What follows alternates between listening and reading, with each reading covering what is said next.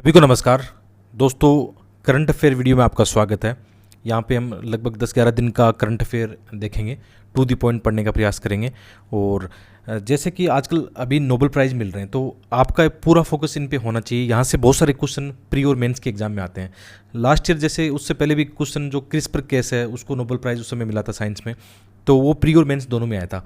तो इस साल जैसे एक तो जो केमिस्ट्री का है, क्वांटम डॉट है, चर्चा में रहा है, तो ऐसे क्वेश्चन बहुत ज़्यादा आ सकते हैं। इसके अलावा जैसे इकोनॉमी में जो नोबेल प्राइज़ मिला है, इनकी जो प्रैक्टिकल स्टडी है उसको बेस बना के मेंस के एग्जाम में कई क्वेश्चन बन सकते हैं। तो आपका पूरा फोकस इन पे रहना चाहिए और इंपॉर्टेंट चीज़ें हमेशा देखनी चाहिए। न्यूज़पेपर आप रेगुलर पढ़ते रहो। तो पहली जो न्यूज़ है हमारी, जैसे अभी इकोनॉमी में जो नोबेल प्राइज़ मिला है, ठीक है, उनके बारे में, उनकी जो प्रैक्टिकल स्टडी है उनकी चर्चा करेंगे यहाँ पे। ठीक है, क्लाउडिया गोल्डिन को ये अवार्ड दिया गया है। इंपॉर्टेंट क्या है इनकी स्टडी, कि इन्होंने किस चीज़ में स्टडी की है, विशेषकर जैसे जेंडर जो गैप है उसको लेकर, जैसे विशेषकर जो श्रम बाजार है उसको बताया है कि कैसे महिलाओं के लिए जो रोज़गार के संकट है या इनसे क्या इम्पैक्ट पड़ते हैं। इन्होंने जैसे अपनी स्टडी में बताया कि जैसे पुराने समय में लगभग एग्जाम्पल दिया, 1700-1800 के आसपास एग्जाम्पल दिया कि जब कृषि में रोज़गार था तो महिलाओं को बहुत ज़्यादा रोज़गार थे, विशेषकर जो मैरिड वूमेन है उनको। लेकिन जैसे जैसे औद्योगिक क्रांति आती है उसमें फिर कहीं ना कहीं समस्या आती है और रोज़गार कम होते हैं। लेकिन उसके बाद में जैसे विशेषकर 1970-80 के आसपास बहुत सारे ऐसे तकनीकी बदलाव आते हैं। ठीक है, सर्विस सेक्टर ग्रो होता है तो उसमें फिर से महिलाओं के लिए रोज़गार की कई चीज़ें इसमें चर्चा की गई है। तो ऐसे आर्टिकल क्या होता है कि बहुत सारे अच्छे न्यूज़पेपर में आर्टिकल आते हैं। यदि आपकी एक हैबिट है न्यूज़पेपर देखने की तो इनको देखते रहना। ठीक है, बाकी जैसे मंथली मैगजीन होगी उसमें ऐसी चीज़ें बहुत सारी कवर करा दी जाएगी, तो ये बात अपने इंपॉर्टेंट है। तो इसमें उनका जो प्रमुख शोध है किसको लेकर है, श्रम बाजार में जो लिंग अंतर है कितना, क्या क्या उसके रीजन है, जेंडर गैप के क्या क्या रीजन है इसमें लेबर मार्केट में, उसको बताया गया है। ठीक है, और प्री के हिसाब से कुछ फैक्ट देखें तो ये भी इंपॉर्टेंट है कि जैसे जो अर्थशास्त्र में जो पुरस्कार विजेता है उनमें मतलब अभी ये तीसरी महिला है। ऐसे फैक्ट प्रीलिम्स एग्जाम में आ सकते हैं, तो ये भी इंपॉर्टेंट है। साथ में उनके कार्यक्षेत्र की बात करें, कार्यस्थल की बात, उन्होंने कार्यस्थल में महिलाओं की भागीदारी के 200 वर्षों का दिन किया है। और ये बताया कि मतलब जो निरंतर आर्थिक विकास के बावजूद भी महिलाओं का जो वेतन है ना, लगातार पुरुषों के बराबर नहीं है। और पुरुषों की तुलना में महिलाओं के जो उच्च स्तर की शिक्षा प्राप्त करने के बावजूद भी एक विभाजन अभी भी मौजूद है। यानी हम अक्सर कई बार सुनते हैं ना कि समान कार्य के लिए जो समान वेतन है, कई सारे ऐसे मुद्दे चर्चा में रहते हैं, तो उनको लेकर ये स्टडी प्रकाशित की गई है, उनको लेकर इनको नोबेल प्राइज़ मिला है। सेकंड जो आर्टिकल है वेरी वेरी मोस्ट है। ठीक है, ये भारत के जो शेड्यूल एरिया उनके बारे में आर्टिकल है और ये कहाँ काम आएगा, आपके GS2 में काम आएगा। और आप इस मैप में देखना कि भारत में कहाँ कहाँ मतलब शेड्यूल एरिया है, ये वेरी वेरी मोस्ट आपके लिए हो जाता है। जैसे यहाँ पे लिखा है ना 5वीं जो अनुसूची है, आपने कई बार क्वेश्चन देखेंगे यूपीएससी प्री एग्जाम में 5वीं अनुसूची संविधान की और 6वीं अनुसूची को लेकर कितने क्वेश्चन प्री एग्जाम में हैं, आप देखोगे 10-15 क्वेश्चन ऐसे आपको मिल जाएंगे।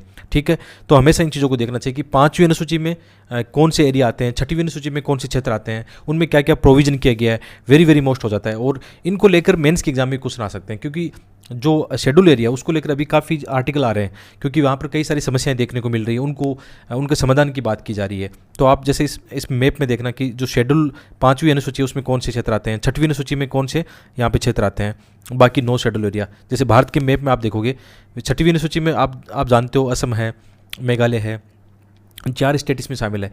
और 5वीं अनुसूची में लगभग 10 स्टेट के जो क्षेत्र है वो शामिल होते हैं। आप इसको ध्यान से देखना इस मैप को। ठीक है, तो पढ़ते हैं इसमें क्या क्या चर्चा की गई है। इसमें बहुत सारे अच्छे फैक्ट भी हैं। जैसे भारत की यदि हम बात करें तो हमारे यहाँ 705 अनुसूचित जनजाति है, ST समुदाय के लोग हैं। ठीक है, जो देश की आबादी कितना प्रतिशत है, 8.6% है। और ये कहाँ रहते हैं, 26 राज्यों और 6 केंद्र शासित प्रदेशों में रहते हैं। तो ये डाटा आपको पता होना चाहिए कि कितनी जनसंख्या का पार्ट कितना किस क्षेत्र में रहता है, कौन से समुदाय से आता है, वेरी वेरी मोस्ट है। ठीक है, इसके अलावा जैसे हम बात करें संविधान की बात करें तो अनुसूचित और जनजातीय क्षेत्रों के प्रशासन से संबंधित कौन सा आर्टिकल है, आर्टिकल 244। आर्टिकल 244 बात करता है किनकी, अनुसूचित जनजातियों के लिए मतलब जो संवैधानिक प्रावधान है उनकी बात करता है। और आर्टिकल जैसे 244(1) है वो किसकी बात करता है कि असम, मेघालय, त्रिपुरा और मिजोरम के अलावा, ठीक है, किसी भी राज्य में अनुसूचित क्षेत्रों में 5वीं अनुसूची के प्रावधान को लागू करता है। तो 5वीं जो अनुसूची है इसके बारे में थोड़ा ध्यान रखना। और 6वीं अनुसूची है वो भी वेरी वेरी मोस्ट है। दोनों क्या है, कहीं ना कहीं जो अनुसूचित क्षेत्र या जनजातीय क्षेत्र है उनके प्रशासन की बात करते हैं। तो 5वीं और 6वीं अनुसूची कई बार क्वेश्चन ऐसे देखे गए, आप देखोगे यदि आप प्रीवियस ईयर क्वेश्चन एनालिसिस करते हो तो आपको पता लग जाएगा इनका क्या महत्व है। ठीक है, तो 5वीं अनुसूची में क्या है वो बहुत इंपॉर्टेंट है। विशेषकर जैसे इसमें देखेंगे हम, जैसे ये क्या है, शेड्यूल्ड एरिया क्या है, अनुसूचित क्षेत्र है क्या। तो भारत में क्या है, भारत की लगभग 11.3% भूमि को ये कवर करता है। और कहाँ पर है, 10 राज्यों में अधिसूचित किया गया है। इसमें क्या है, कौन कौन से राज्य हैं, आंध्र प्रदेश है, तेलंगाना है, उड़ीसा, झारखंड है, छत्तीसगढ़, मध्य प्रदेश, राजस्थान, गुजरात और महाराष्ट्र और हिमाचल प्रदेश। मतलब ऐसे ये 10 राज्य हैं जो शेड्यूल एरिया हैं। इनमें कौन से क्षेत्र एक तरह से आप कह सकते हो जनजातीय क्षेत्रों को कवर करते हैं, या जनजातीय आप बाहुल्य क्षेत्र कह सकते हो वहाँ पे, है ना। तो ये आर्टिकल 244 और शेड्यूल जो अनुसूची कौन सी है, 5वीं अनुसूची में कवर है, और 6वीं अनुसूची में 4 राज्य कवर है, ठीक है। और ये जैसे आप देखोगे यहाँ पे विशेषकर 6वीं अनुसूची में कौन से आते हैं, असम, मेघालय, त्रिपुरा और मिजोरम, ये 6वीं अनुसूची में आते हैं। और 5वीं अनुसूची में कौन से आते हैं, 10 जो शेड्यूल एरिया है वो आते हैं। तो एक तो ये चर्चा है कि इन क्षेत्रों का विस्तार किया जाना चाहिए, क्योंकि अभी भी बहुत सारे आप कह सकते हो कि जो जनजातीय क्षेत्र है शेड्यूल एरिया से बाहर है, और उनको कई सारे राइट मिलने चाहिए, जैसे फॉरेस्ट राइट है, रोजगार है, बहुत सारे ऐसे मुद्दे चर्चा में रहते हैं, ठीक है। तो आप ये कह सकते हो कि जैसे विशेषकर जो आदिवासी संगठन है वो लगातार मांग कर रहे हैं कि जो अनुसूचित क्षेत्र वाले 10 राज्यों हैं या जनजातीय आबादी वाले क्षेत्र है, कई क्षेत्र ऐसे बाहर हैं इस क्षेत्र से, जिनको एक ऐसे बहुत सारे फायदे मिलने चाहिए थे, ठीक है। तो आप कह सकते हो, ठीक है, काफ़ी ये मुद्दे चर्चा में रहते हैं। और जैसे अलग अलग समय पर अलग अलग कमेटियां बनती हैं इनको लेकर। 1995 में भी अनुसूचित क्षेत्रों को लेकर विशेषकर पंचायत राज के विस्तार के प्रावधानों की सिफारिश करने के लिए कौन सी कमेटी बनी थी, भूरिया कमेटी बनी थी। कई बार मेंस एग्जाम में से आ जाता है कई बार कि कोई कमेटी को लेकर क्वेश्चन डेवलप हो जाता है वहाँ पे, तो उन्होंने भी ऐसी बहुत सारी चीज़ों को बताया था। तो ये इंपॉर्टेंट है। और ये बहुत इंपॉर्टेंट है कि ये शेड्यूल एरिया डिसाइड कौन करता है, ये बहुत इंपॉर्टेंट है। ये प्री एग्जाम में कई बार ऐसे क्वेश्चन आते हैं कि शेड्यूल एरिया कौन डिसाइड करेगा। तो 5वीं अनुसूची में किसी भी क्षेत्र को अनुसूचित क्षेत्र घोषित करने के लिए विशेष रूप से राष्ट्रपति को ये शक्तियां प्रदान की गई है, ठीक है। और राष्ट्रपति का आप कह सकते हो ये एक विशेष विवेकाधिकार है कि किस क्षेत्र को वो अनुसूचित क्षेत्र 5वीं अनुसूची के तहत अनुसूचित क्षेत्र घोषित करेंगे या नहीं करेंगे। ये इंपॉर्टेंट हो गया कि कौन निर्णय करता है, राष्ट्रपति निर्णय करते हैं, इनके पास अधिकार है, ठीक है। अब इनका प्रशासन कैसे किया जाता है, ठीक है, इनका गवर्नन कैसे किया जाता है, नियंत्रित की जगह यहाँ प्रशासन होगा ज़्यादा बढ़िया रहेगा। प्रशासन कि इनको कैसे शासन चलता है, प्रशासन चलता है, कैसे इन क्षेत्रों में जो भी सरकार की योजनाएं हैं, कैसे कार्य यहाँ पे होता है। तो आप कह सकते हो कि भारत के राष्ट्रपति के पास क्या है, अनुसूचित क्षेत्रों को अधिसूचित करते हैं। भारत के राष्ट्रपति क्या करते हैं, अनुसूचित क्षेत्रों को अधिसूचित करते हैं, ठीक है। और इसमें क्या होता है कि एक 20 सदस्य क्या होता है, जनजातीय सलाहकार परिषद का गठन किया जाता है। इसमें कुछ प्रावधान है कि ज़्यादातर क्या होते हैं, जो जनजातीय जो मतलब वहाँ के विधानसभा या उनके जो सदस्य होते हैं वो इसमें शामिल होते हैं। और वो क्या करते हैं, समय समय पर जैसे वहाँ के जो राज्यपाल है उनको बहुत सारे ऐसे मुद्दों के लिए सलाह भी देते हैं। और राज्यपाल आप कह सकते हो कि वहाँ के इन क्षेत्रों का प्रशासन का क्या करता है, गवर्न करता है, और राष्ट्रपति को एक रिपोर्ट भी प्रेजेंट करते हैं। और ये चैप्टर मतलब मेरा ये मानना है कि जैसे अभी करंट अफेयर में काफ़ी चर्चा में, तो जब भी आप करंट अफेयर देखते हो आपको लगता है कि हाँ ये चैप्टर तो लक्ष्मीकांत बुक में दिया गया है, तो वहाँ पे आपको क्या करना चाहिए, सेल्फ स्टडी भी करनी चाहिए, क्योंकि इंपॉर्टेंट है प्री और मेंस दोनों के हिसाब से। तो इसमें बहुत सारी चीज़ें दी गई है कि इसके अलावा जैसे राष्ट्रीय सरकार क्या करती है, केंद्रीय सरकार क्या करती है, अनुसूचित क्षेत्रों के प्रशासन के संबंध में राज्य को निर्देश भी दे सकती है। राज्यपाल क्या करता है, संसद और राज्य विधानसभा द्वारा अधिनियमित किसी भी कानून को उस राज्य के अनुसूचित क्षेत्र में निरस्त करने और संशोधित कर सकता है। ये किसके पास पावर है, राज्यपाल के पास है पावर है, गवर्नर के पास ये पावर है, ठीक है। राज्यपाल क्या कर सकता है, अनुसूचित क्षेत्रों के लिए नियम भी बना सकता है, विशेष रूप से अनुसूचित जनजातियों द्वारा या सदस्यों के बीच में जनजातीय भूमि के स्थानांतरण को लेकर कुछ प्रतिबंधित करना हो, ऐसे काफ़ी जो पॉइंट है कि किन के हाथ में, राज्यपाल के हाथ में। इसके अलावा इन क्षेत्रों की पहचान कैसे की जाती है, क्या इनके मापदंड है। तो वैसे तो इनका संविधान और कानून में ऐसा कोई मतलब खास बात लिखी नहीं गई है इनको लेकर, क्योंकि प्री में कैसे स्टेटमेंट यही आते हैं कई बार कि ये प्रोविजन है या नहीं है, संविधान में दिया गया नहीं दिया गया। लेकिन जैसे 1961 डेवर जो आयोग की रिपोर्ट के आधार पर देखें तो कुछ ऐसे मापदंड है जिनके आधार पर हम क्या कर सकते हैं कि अनुसूचित क्षेत्रों को की घोषणा की जा सकती है। जैसे वो उस क्षेत्र में क्या होना चाहिए, आदिवासी आबादी की प्रधानता होनी चाहिए, उस क्षेत्र की सघनता और उचित आकार क्या है, प्रशासनिक इकाई जैसे जिला, ब्लॉक या तालुक है। इसके अलावा वो क्षेत्र अन्य जो पड़ोसी क्षेत्र हैं उनसे क्या अधिक रूप से क्या होना चाहिए, आर्थिक रूप से उनका पिछड़ापन होना चाहिए। तो कई ऐसे यहाँ पे प्रोविजन कई मापदंड है, उनको देखा जा सकता है। और क्वेश्चन कैसे आते हैं, जैसे मैंने बताया कि जैसे ये 5वीं अनुसूची का, लेकिन ऐसे क्वेश्चन बहुत ज़्यादा है, एक क्वेश्चन नहीं है। मेंस के एग्जाम में भी ऐसे क्वेश्चन बहुत ज़्यादा आ सकते हैं, ठीक है। ऐसा क्वेश्चन मुझे मिला नहीं, वैसे चाह रहा था कि कोई मिल जाए डायरेक्ट क्वेश्चन, लेकिन आप ये मान सकते हो कि आने वाले वक्त में ऐसा क्वेश्चन डायरेक्ट आ सकता है। और इसके लिए मैंने यहाँ पे बता दिया कि लक्ष्मीकांत बुक से आपको चैप्टर ये पढ़ना है, कौन सा, शेड्यूल वाला ट्राइबल एरिया जो है ये पढ़ना है। वैसे लगभग चीज़ें तो इस आर्टिकल में मैंने कवर करा दी है, लेकिन फिर भी आप सेल्फ स्टडी करना चाहो तो जरूर करनी चाहिए, क्योंकि ये बहुत ही इंपॉर्टेंट है, GS2 में आपके काम आने वाला है, मेंस में ऐसा क्वेश्चन आ सकता है। ठीक है, आगे बढ़ते हैं, नेक्स्ट टॉपिक पर चलते हैं। जैसे अभी हाल ही में क्या हुआ, सिक्किम में एक बाढ़ आई थी और बहुत इंपॉर्टेंट चीज़ हो जाती है कि इसके मतलब बेसिक रीज़न क्या है। देखो बाढ़ के हम जानते हैं कि वर्षा एक बड़ा रीज़न है कि कहीं बादल फट जाए, अचानक वर्षा हो जाए, ठीक है, अचानक नदी नदी में जो पानी की मात्रा ज़्यादा हो जाए तो बाढ़ आ सकती है। लेकिन सिक्किम में आप केस स्टडी देखो ना तो अलग अंतर नज़र आएगा। तो सिक्किम में जो बाढ़ अभी हाल ही में 4 अक्टूबर को आई थी, तो इसमें बताया जा रहा है विशेषकर जो वहाँ की जो ग्लेशियर झीलें हैं, जैसे मोस्ट ऑफ क्या होता है कि सिक्किम में बहुत सारे पहाड़ हैं, बहुत सारे ग्लेशियर हैं, तो पिघल के क्या होता है जगह जगह ऐसी मतलब ग्लेशियर झीलें बनती रहती है जगह जगह। फिर इन झीलों में यदि पानी ज़्यादा हो जाए, ठीक है, तो अचानक क्या करती है ये फिर फूट जाती है। जैसे इनका भी क्या होता है एक मतलब ये क्या चारों ओर से जैसे पत्थर वगैरह है या कुछ अवसाद है, उनके माध्यम से ये झील क्या करती है मतलब घिरी रहती है और इसके अंदर पानी होता है। लेकिन जब ग्लेशियर ज़्यादा पिघलेंगे या हो सकता है ऊपर से भूस्खलन की घटना घटे, या अभी जैसे ऐसा बताया जा रहा है कि नेपाल में या अभी जैसे जो अर्थक्वेक आया था उसके कारण भी यहाँ की कहीं ना कहीं जो ज्योग्राफी है, जियोलॉजी है, उसमें ऐसे बदलाव आए हैं, तो ऐसा कारण हो सकता है। पहले भी हमने कई भारत में ऐसी घटनाएं देखी है कि जो ग्लेशियर लेक का आउटबर्स्ट की घटनाएं देखी हैं। तो सिक्किम में ये केस स्टडी आपको जरूर देखना चाहिए। ऐसा क्वेश्चन बिल्कुल आ सकता है कि जैसे ये क्वेश्चन अभी तक आया नहीं है, जो ग्लेशियर लेक आउटबर्स्ट है काफ़ी 3-4 सालों से चर्चा में है, तो हो सकता है प्रीलिम्स एग्जाम में ऐसा क्वेश्चन आ जाए, मेंस के एग्जाम में आ जाए, तो ये आपको ग्लो पता होना चाहिए, है ना। ग्लेशियर लेक जो आउटबर्स्ट कह सकते हो आप, जो फ्लड है, ठीक है, ये थोड़ा सा आपको आइडिया होना चाहिए। बहुत ही सिंपल है कि जो ग्लेशियर लेक है, यानी आप कह सकते हो ग्लेशियर को पिघलने से जो झीलें बनती है, उन झीलों में अचानक बहुत ज़्यादा मात्रा में क्या हो जाए, पानी हो जाए और वो झीलें अपने तटबंध को पार कर जाए और अचानक मतलब वहाँ से जो भूस्खलन की और अचानक जो बाढ़ की समस्या आ सकती है उसको बोलते हैं ग्लेशियर लेक आउटबर्स्ट। तो ये विशेषकर सिक्किम में ऐसा क्यों हो रहा है, ऐसा एक स्टडी पहले भी आई थी कि हिमालय में ऐसी घटनाएं आने वाले वक्त में ज़्यादा होगी, क्योंकि जब जब ग्लोबल वार्मिंग की घटनाएं बढ़ रही है, तापमान बढ़ रहा है, ग्लेशियर पिघलेंगे तो इनमें क्या होगा, जल की मात्रा ज़्यादा होगी और ऐसी घटनाएं ज़्यादा देखने को मिलेंगी।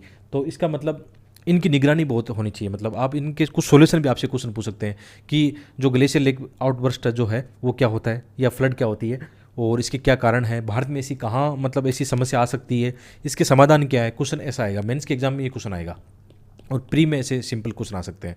तो अभी वहाँ पे क्या हुआ था, विशेषकर अचानक जो पानी की मात्रा बढ़ी, उससे वहाँ का जो एक बांध है, चुंगतुंग थांग जो बांध है, उसको मतलब काफ़ी नुकसान हुआ है। इसके अलावा यहाँ पे जो तीस्ता जल परियोजना चल रही है उनको भी काफ़ी यहाँ पे नुकसान हुआ है, ठीक है, बहुत समस्या यहाँ पे खड़ी हो गई, मतलब इंफ्रास्ट्रक्चर को लेकर काफ़ी समस्या आई है। तो ये जानना जरूरी है कि ग्लेशियल जो होता है, ग्लेशियल लेक आउटबर्स्ट क्या होता है। आप सिंपल वे में समझ सकते हो कि जैसे यहाँ पे क्या होता है, जैसे पहाड़ है, वहाँ से ग्लेशियर आके झील बनती रहती है, झील बनती रहती है, ठीक है। और मतलब विशेषकर क्या होता है कि जैसे पानी इकट्ठा होता जा रहा है, ये मोरेन इसको बोलते हैं, मतलब फ्रंटल जो मोरेन दिखा रहा है कि अवसाद आप कह सकते हो, कंकड़ पत्थर, इससे क्या होता है, इसका एक मतलब चारों ओर से मतलब एक प्राकृतिक तटबंध बनते हैं। लेकिन एक समय ऐसा हो सकता है कि मान लो ग्लेशियर बहुत ज़्यादा पिघल जाए, तो ये स्वाभाविक बात है कि यहाँ का जो एरिया कम होगा, पानी ज़्यादा हो जाएगा, तो ये क्या कर देगा, इसको तोड़ के मतलब नीचे की ओर फ्लो हो जाएगा इसका। तो आप कह सकते हो अचानक भारी मात्रा में जल नीचे वाले क्षेत्रों की ओर आएगा, अचानक एक फ्लैश फ्लड का आप कह सकते हो रूप ले सकता है, ठीक है। तो वो आपको देखना चाहिए। तो मेंस के एग्जाम में ऐसे आए तो आप डायग्राम बना के आना, एक इंडिया के मैप बना के आ सकते हो कि जैसे इंडिया का मैप बना के आप दिखा सकते हो कि कहाँ कहाँ ये मतलब विशेषकर हिमालय में खतरा है, ठीक है। जैसे इंडिया का मैप बना के आप आराम से इनको दिखा सकते हो कि हिमालय में जहाँ जहाँ खतरा है ना, इसके ग्लेशियर लेक आउटबर्स्ट के, जैसे पहले हमने देखा था, और भी घटनाएं भारत में हुई, अभी देखेंगे आगे, ठीक है। ऐसी घटना कब कभी भारत में हुई थी, तो उनका एग्जाम्पल दे सकते हो, एक मैप बना सकते हो, ठीक है। तो इससे क्या होता है, जो ग्लेशियर लेक आउटबर्स्ट है, ये ग्लेशियर को पिघलने से बड़ी झीलों की एग्जाम्पल है, जो अचानक क्या करती है, अपने जो तटबंध है, मोराइन है, जो क्षेत्र है, उसको प्राकृतिक जो बांध है उसको तोड़कर ये एक तरह से आप भूस्खलन और फ्लैश फ्लड का एग्जाम्पल बनता है। और सिक्किम में तो ऐसे बहुत सारे बताए जा रहे हैं, विशेषकर जैसे सिक्किम में एक और है, मतलब दक्षिण लाहौन जो ग्लेशियर है, उसका भी एक बड़ा खतरा बताया जा रहा है, जो काफ़ी मतलब पीछे हट रहा है, यानी बहुत ज़्यादा पिघल रहा है, एक तरह से कह सकते हो आप, ठीक है। तो इनसे भी बहुत सारी ऐसी घटना आ सकती है। हालांकि यहाँ पे कुछ मतलब सोल्यूशन भी प्रोवाइड किए जा रहे थे कि जो लेक है उसमें से प्राकृतिक रूप से आप ऐसी चीज़ें कर सकते हो, या आर्टिफिशियल हम ऐसा कर सकते हैं कि उनमें पाइप डाले जा सकते हैं। तो जो पाइप डालने से वहाँ पे क्या होगा, जो एक्स्ट्रा जल होगा, पाइप के माध्यम से ऐसे क्षेत्रों में पानी पहुँचाया जा सकता है जहाँ पे पानी की कमी हो। जैसे मतलब सोनम वांगचुक है, उनकी टीम भी वहाँ पे काम कर रही थी, इनके सोल्यूशन प्रोवाइड करा रही थी। तो जब भी क्वेश्चन आए तो आप सोल्यूशन जरूर देना कि वहाँ पे क्या ऐसा हो रहा है। एक वहाँ पे ऐसे आप सोल्यूशन बता सकते हो कि रियल टाइम वहाँ पे क्या कर सकते हैं, निगरानी की जा सकती है इनकी, जो भी आजकल हमारे पास बहुत सारी टेक्नोलॉजी है, सेंसर, इनके माध्यम से हम रियल टाइम निगरानी कर सकते हैं कि किस झील का जो जल स्तर बढ़ रहा है, तो कहीं ना कहीं आपदाओं को रोका जा सकता है। ये प्रैक्टिकल आइडिया अपने एग्जाम्पल आंसर में बताना। ठीक है, एक रिपोर्ट भी पहले आई थी, कौन सी रिपोर्ट, नेचर जर्नल में एक रिपोर्ट प्रकाशित हुई थी, उसमें बताया गया था कि 1926 में जम्मू कश्मीर में हुआ था, 1981 में हिमाचल प्रदेश की जो किन्नौर घाटी है उसमें, और 2013 में उत्तराखंड में केदारनाथ में जो ये अचानक बाढ़ की घटना घटी थी, उसका एग्जाम्पल किसका था, ये इसी का था, ग्लेशियर लेक आउटबर्स्ट का ही एग्जाम्पल था। तो आप ये बता सकते हो, अपने एग्जाम्पल देके बता सकते हो कि भारत में ऐसी घटनाएं हैं। और हिमालय आप कह सकते हो, हिमालय इसके लिए मतलब कह सकते हो हिमालय में ऐसी घटनाएं बहुत ज़्यादा हो सकती है। तो ऐसी संभावना है कि आने वाले वक्त में और बड़े खतरे हो, उससे पहले हमें क्या करना होगा, इनका समाधान निकालना होगा। ठीक है, तो ये बता सकते हो। और जैसे राष्ट्रीय आपदा प्रबंधन एजेंसी का भी मानना है कि जो अचानक वृद्धि हुई थी अभी हाल ही में, जो अत्यधिक वर्षा के कारण ऐसा हुआ था, तो हो सकता है इसके कारण ऐसी झील में अचानक पानी आ गया हो। कुछ मतलब एजेंसी वो बता रही है कि जो अभी अर्थक्वेक यहाँ पे आया था उसकी वजह से भी ऐसा घटना घट सकती है। तो ये चीज़ें हैं। ठीक है, आप बता सकना, ये क्वेश्चन मेंस के एग्जाम में आएगा। नेक्स्ट है, ये एक ज्योग्राफी वर्ल्ड मैप का, आपने ऐसे देखे हो ना कई बार क्वेश्चन प्रीलिम्स एग्जाम में हाल ही में आए कि कौन सी झीलें हैं, कौन सी नदियाँ सूख रही है, तो उसका है। तो ये ब्राज़ील की एक मतलब क्या है, झील है। ठीक है, पूरा कवे कवारा झील है, ये ब्राज़ील में है। ठीक है, हाल ही में इसके सूखने की घटना घटी है, यहाँ पे भयंकर सूखा पड़ा था, और ये विशेषकर इसकी लोकेशन देखोगे ब्राज़ील में यहाँ पे। और ये क्वेश्चन प्रीलिम्स एग्जाम में आते हैं, आपने देखा होगा मैपिंग के क्वेश्चन प्रीलिम्स में ऐसे आते हैं कि हाल ही में वैश्विक स्तर पर कौन सी नदियाँ और झीलों के सूखने का मतलब ऐसे एग्जाम्पल देखने को मिले हैं। तो ऐसे क्वेश्चन आते हैं प्रीलिम्स एग्जाम में। ठीक है, नज़र गड़ाए रखना, मैपिंग के लिए इंपॉर्टेंट है। ये बहुत इंपॉर्टेंट है, नैनो टेक्नोलॉजी में क्वांटम डॉट्स का महत्व है। हाल ही में इनको केमिस्ट्री का नोबेल प्राइज़ मिला है। तो आप ये मान के चलना, एकदम मान के चलो कि आने वाले वक्त में आप यूपीसी एस्पिरेंट हो तो आपके लिए बहुत इंपॉर्टेंट है। आपकी प्री एग्जाम में 2024 में आ जाएगा या 25 में आ जाएगा, और मेंस के एग्जाम में भी ये आएगा। और मेंस के एग्जाम में सिलेबस क्या कहता है आपका, साफ साफ लिखा है नैनो टेक्नोलॉजी आपके मेंस के सिलेबस में है। तो जैसे अभी अभी हमने हाल ही में साइंस टेक की पीडीएफ लॉन्च की, अपनी वेबसाइट पर जाकर देख लेना, बहुत ही शानदार पीडीएफ है। वीडियो को डिस्क्रिप्शन में चेक करना, आपको साइंस और टेक की टू दी पॉइंट नोट्स की सिलेबस की मिल जाएगी। तो जैसे वो पीडीएफ आपके पास है, आपका अब काम क्या है, स्टैटिक पार्ट हमने दे दिया है, करंट अफेयर भी उसमें शामिल कर दिया, लेकिन अब नया नया क्या आ रहा है, अब जैसे अभी ये नैनो टेक्नोलॉजी वाला क्वांटम डॉट हो गया, अपने नोट्स में शामिल कर लो। आप धीरे धीरे अपने नोट्स को ऐसे अपडेट करोगे ना, तो एक भी क्वेश्चन बाहर नहीं जाएगा। ठीक है, तो ये क्वेश्चन मान के चलो, आज बोल रहा हूँ क्वेश्चन आएगा, क्वांटम डॉट समझ लेना, क्वांटम डॉट क्या है। आपके यूपीसी प्री में भी आएगा, साफ लिख दिया, मेंस साइंस और टेक में भी ये क्वेश्चन नैनो टेक्नोलॉजी में आएगा। तो ये क्या है, हाल ही में जैसे किस में, केमिस्ट्री में जो नोबेल प्राइज़ मिला था 3 लोगों को मिला है। ठीक है, यहाँ पे अलेक्सियाई एकमोव, लुइस ई ब्रूस और मोंगी जी बावेंडी को क्वांटम डॉट की खोज और उनके संश्लेषण के लिए ये रसायन विज्ञान के क्षेत्र में 2023 का नोबेल प्राइज़ मिला है।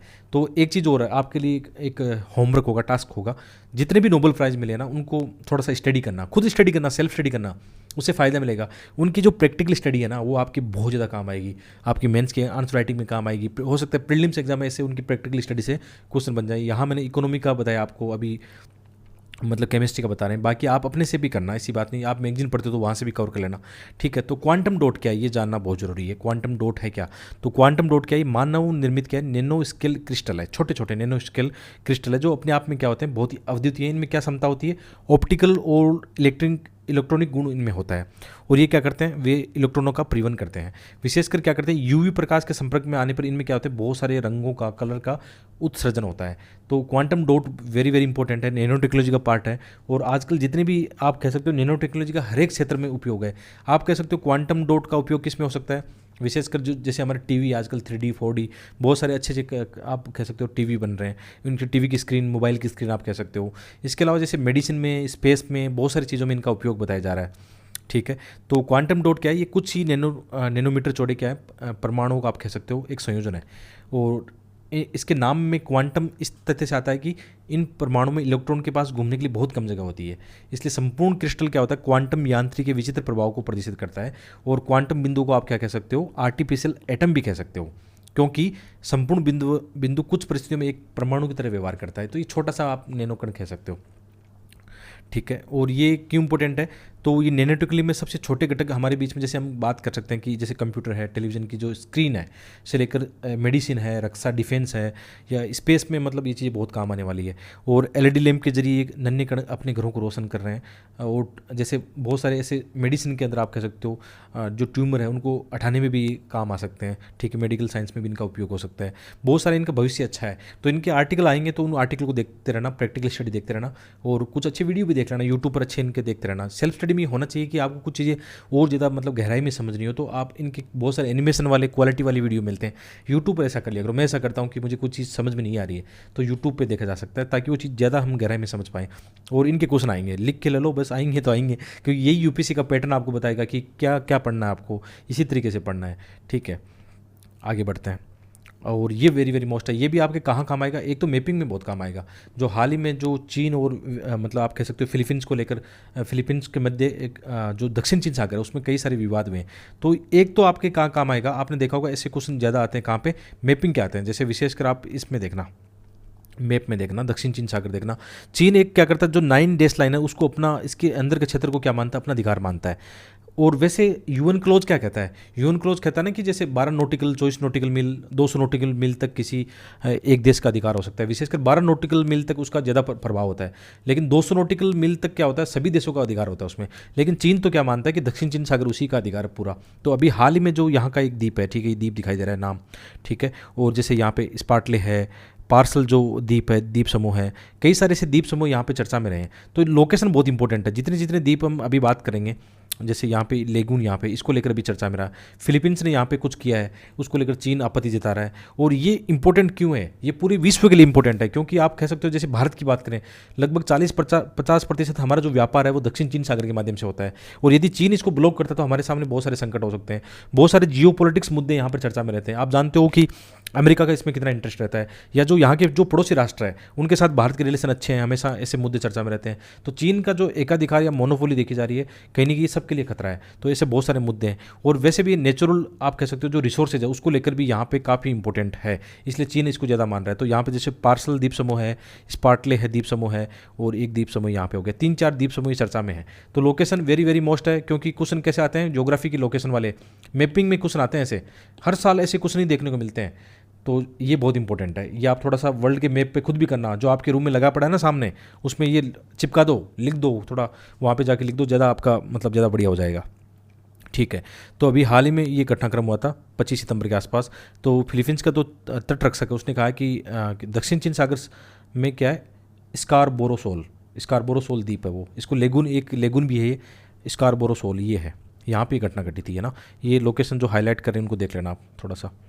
तो यहाँ पे घटना घटी थी के पास एक लेगून के प्रवेश द्वार पर चीनी जहाज़ों द्वारा लगाए गए अवरोधों को हटा दिया है, कि यहाँ पे जो एक चीन का आर्टिफिशियल या कुछ बना रखा था उन्होंने, तो फिलीपींस की सेना ने इन्होंने हटा दिया वहाँ से। तो उसको लेकर विवाद हुआ था। और इसका महत्व क्या है, हमारे लिए बहुत इंपॉर्टेंट है महत्व है, क्योंकि एक तो हम बात कर सकते हैं ट्रेड को लेकर, जियोपॉलिटिक्स को लेकर, ऐसे बहुत सारे मुद्दों के आप मेंस में से क्वेश्चन आए। अच्छा, मेंस में क्वेश्चन आईआर में आ सकता है, आईआर में GS2 के अंदर ये क्वेश्चन मेंस में आ सकता है। तो दक्षिण चीन सागर में क्या है, ये इसका क्षेत्र कहाँ पे, विशेषकर जैसे पश्चिमी प्रशांत महासागर से सटा हुआ एक रणनीतिक जल निकाय, बिल्कुल इसका मतलब स्ट्रेटेजिक महत्व है, बिल्कुल स्ट्रेटेजिक बॉडी है, वाटर बॉडी है। और इसके आसपास के जितने भी देश है, जैसे उत्तर में चीन और ताइवान है, पश्चिमी इंडो चीन जो प्रायद्वीप है आप वो बता सकते हो, इंडो चाइना पेनिसुला बता सकते हो, जिसमें वियतनाम का तट है, मलेशिया, सिंगापुर, ये देश आते हैं। इंडोनेशिया, ब्रुनेई की सीमा यहाँ पे लगती है, ठीक है। पूर्व में फिलीपींस है। तो कई देशों की सीमा इसके साथ लगती है, लेकिन चीन अपना एकाधिकार मानता है। तो ऐसा मतलब ये ठीक नहीं है, मतलब ये अंतर्राष्ट्रीय जो शांति भाईचारा इन चीज़ों के लिए भी खतरा है। रणनीतिक रूप से भी एक देश का मोनोपोली होना ठीक नहीं है। बाद में जैसे आप ट्रेड की बात कर सकते हो कि ट्रेड के दृष्टिकोण से बहुत ज़्यादा इंपॉर्टेंट है। विशेषकर आप जैसे भारत का भी एग्जाम्पल दोगे ना यहाँ पे, तो भारत के विदेश मंत्रालय के अनुसार यहाँ से लगभग 55% व्यापार दक्षिण चीन सागर से होकर गुजरता है। तो हमारे लिए कितना महत्व है, यदि चीन ब्लॉक करता है तो हमारे कितने व्यापारिक हित, आर्थिक हित यहाँ पे प्रभावित हो सकते हैं। तो कहीं ना कहीं हमारे इंटरेस्ट का भी मामला बनता है। इसके अलावा जैसे चीन का खुद का व्यापार यहाँ से बहुत ज़्यादा होता है, यदि ब्लॉक होता है तो चीन को खुद को भी खतरा है, ठीक है। और अमेरिका यहाँ पे बहुत ज़्यादा इंटरेस्ट ले रहा है, उनके भी बहुत सारे यहाँ पे हित देखने को मिलते हैं। तो ये बहुत इंपॉर्टेंट हमारे लिए, ठीक है। इसके अलावा यहाँ पे बहुत सारे द्वीप जो चर्चा में, जैसे पार्सल द्वीप समूह है, स्पार्टली है, और ये स्कारबोरो है, 3 द्वीप अभी लोकेशन में देखे थे। किन किन के मध्य द्वीप ये विवाद है, ऐसे क्वेश्चन प्री एग्जाम में कितने देखे आपने, बहुत सारे ऐसे क्वेश्चन लगातार आए हैं। इसको नज़र गड़ाए रखना, देखना किन देशों के बीच में ये विवाद का विषय है, ऐसे क्वेश्चन आए हैं पहले भी। इसके अलावा एक और इंपॉर्टेंट हमारे लोकेशन मैपिंग के हिसाब से देखें, जैसे ये टॉपिक भी आईआर के हिसाब से बहुत इंपॉर्टेंट है। जैसे अभी जो इजराइल और फिलिस्तीन के बीच में जो भी घटनाक्रम घट रहा है, इसके बहुत सारे आर्टिकल आ रहे हैं, ठीक है। मैं भी इसको कवर करूँगा आगे। बाकी जैसे मंथली मैगजीन में भी आप देख लेना, ढंग से देख लेना, इसको आईआर में कवर होगा। वैसे ही आप सबको पता है कि अभी क्या हो रहा है वहाँ पे, विशेषकर जैसे जो गाजा पट्टी है वहाँ से मतलब इजराइल पर काफ़ी हमले किए गए, बहुत सारे लोग मारे गए यहाँ पे। विशेषकर आप यदि मैप में देखोगे तो जैसे आप इजराइल की बात करोगे, जैसे इजराइल यहाँ पे बसा हुआ है, ठीक है। तो विशेषकर इसमें दो, एक तो वेस्ट बैंक है और एक गाजा पट्टी है। अभी भी जैसे फिलिस्तीन का कुछ एरिया है यहाँ पे, बाकी में क्या है, इजराइल है। और इजराइल की जो आप कह सकते हो हिस्ट्री या स्टोरी तो आपको मालूम होगी कि 1917 के बाद में मतलब ऐसी घटना घटी थी, है ना। और बाद में यहाँ पे यहूदी आके बसते हैं। पहले यहाँ पे फिलिस्तीनी हुआ करता था, लेकिन यहाँ पे जो यरूशलेम है, जेरूशलम जो भी है, यहाँ पे मतलब यहूदी आने लगे थे। और एक 1948 के आसपास यहाँ पे एक देश बन गया। और 1948 से लेकर मतलब बाद में 4 यहाँ पे बड़े युद्ध हुए थे। किसके बीच में? अरब और आप कह सकते हो मतलब इजराइल के मध्य, जिसमें इजराइल का हमेशा डोमिनेट आप कह सकते हो, काफ़ी इनकी विजय रही है। लेकिन आप कह सकते हो जो फिलिस्तीन है उनका हमेशा ये रहा है कि मतलब अपना जो क्षेत्र है वापस उनको प्राप्त करना है, ठीक है। उनके कई आतंकी संगठन है वो हमले करते रहते हैं, ये सब आप देखते रहते हो। तो ये IR के अंदर क्वेश्चन आ सकता है। बाकी ये जो यहाँ पे मैंने शामिल किया है, ये मैपिंग का शामिल किया है कि ऐसे क्वेश्चन आते हैं। आपने कितने क्वेश्चन ऐसे देखे होंगे जहाँ पर ये बताया कि भूमध्य सागर की सीमा किन देशों के साथ लगती है, जैसे सीरिया है, लेबनान है, इजराइल है, ठीक है, इजिप्ट है, लीबिया है। एक तो लोकेशन आपको ये देखना है, मैपिंग करनी है, खूब सारी मैपिंग करनी है। दूसरा आपको यहाँ पर देखना जो इजराइल है वहाँ कौन कौन सी वाटर बॉडीज है, जैसे यहाँ पे डेड सी है, ठीक है, यहाँ अकाबा की खाड़ी है, ठीक है, यहाँ पे कौन सा सी ऑफ गिगली ऐसा कुछ नाम है ना एक, वो यहाँ पे जो गोलन हाइट्स है, जो पहाड़ियाँ हैं, इनकी सीमा कहाँ लगती है। साथ में जैसे वेस्ट बैंक कहाँ पे है, गाजा स्ट्रिप कहाँ पे है, ये थोड़ा मैपिंग कर लेना। ये क्वेश्चन कहाँ पे आते हैं? UPSC प्रीलिम्स एग्जाम में आते हैं। तो इस तरीके से आपको पढ़ाई का अपना नजरिया रखना चाहिए। जब जब कोई भी लोकेशन जियोपॉलिटिक्स में चर्चा में रहती है, ज्योग्राफिकल रूप से, या कोई अर्थक्वेक है, वोल्केनो है, या कोई ग्रह युद्ध चलता है, संकट आता है, या कोई द्वीप समूह चर्चा में है, तो ये हमारे लिए इंपॉर्टेंट हो जाता है एग्जाम के हिसाब से, प्रीलिम्स एग्जाम के हिसाब से। और मेंस के हिसाब से तो फिर IR में जो भी चीज़ें घटनाक्रम चल रहा है अभी, है ना, यहाँ पे उसके हिसाब से जियोपॉलिटिक्स मुद्दे आपके काम के हैं। तो ये हमारा आज का वीडियो था। मिलते हैं एक और वीडियो में। कमेंट करके बताना कैसा लगा। बहुत बहुत धन्यवाद।